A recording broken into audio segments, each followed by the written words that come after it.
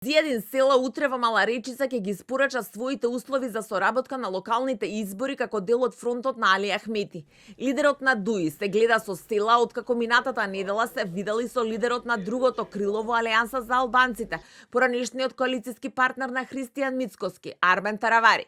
Според информациите на телевизија 24 и на села и на Таравари, списокот за взаемна поддршка со ДУИ на локалните избори има амбициозен.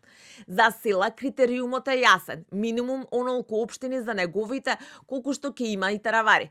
На неговата агенда според партиски извори се Тетово, Струга, Врапчиште, Рачиново, Боговиње, Дебар и Чашка. Нема да дозволиме Арбен Таравари да добие ниту повеќе, ниту подобри места од нас. Нашиот лидер остана со ДУИ и Али Ахмети кога беше најтешко и бевме лојални на Европски фронт, иако остана опозиција по изборите на кои победи.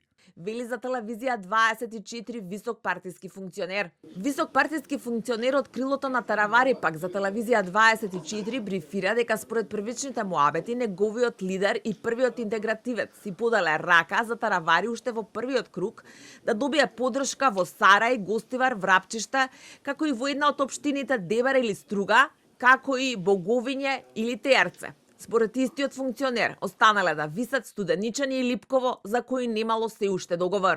Планот на нашиот лидер Арбен Таравари за заедничка соработка како различни партии со ДУИ би била поддршка од првиот круг на локалните избори, односно таму каде што ДУИ има кандидат, ние да го поддржиме и обратно. Вели за телевизија 24 висок партиски функционер. Истиот функционер најавува дека Таравари на тема локални избори планира да се сретне и со довчерашниот партнер и актуелен премиер Христијан Мицковски, а и да ја оствари средбата која лидерот на СДСМ Венко Филипче ја најавува подолго време. На Илинденска број 2 пак се чини состојбата е јасна. Неофицијално планот е коалициските партнери да се поддржуваат уште во првиот круг, односно Мицкоски, ВМРО, ДПМН да застанат зад Меджити, Касами, Ибрахими и Фетаи и да ги поддржат нивните кандидати.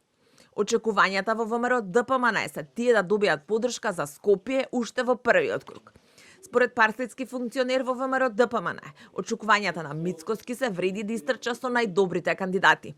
Билал Касами веќе потврди дека ќе трча за нов мандат во Тетово, но вели за другите траела постапката. Исто така сме во фаза на тестирање, односно анкети, за тоа кој од овие кандидати би се покажал подобро кај гласачите. Во ВМРО ДПМН останува неизвестноста меѓу Орце Георгиевски и Златко Перински за Скопје, а Мицковски веќе објави 33 кандидати, најголем дел актуелни градоначалници.